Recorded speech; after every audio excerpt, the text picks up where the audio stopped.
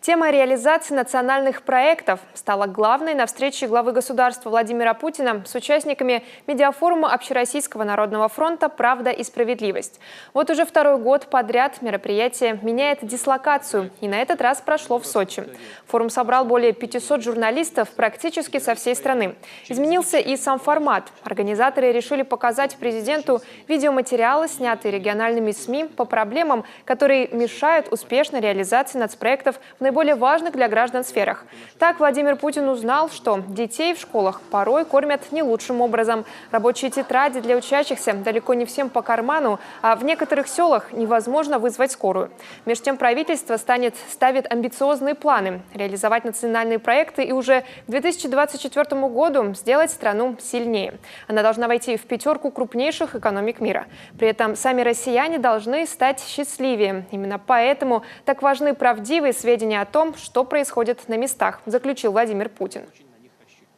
Вы ближе всего к людям находитесь, чувствуете, понимаете, видите своими глазами все, что происходит на местах. И это чрезвычайно важно, дать вам возможность довести это, то, что вы видите и чувствуете, и понимаете, до всех уровней власти, в том числе и до вашего покорного слуги, до правительства Российской Федерации, до губернаторов, руководителей муниципалитетов. Особенно важно это сегодня, поскольку мы начинаем начали уже очень крупные мероприятия по развитию страны по ключевым направлениям жизни России. Это стройка, демография, здравоохранение, жилье, ну и так далее, и так далее. Все вы уже об этом хорошо знаете.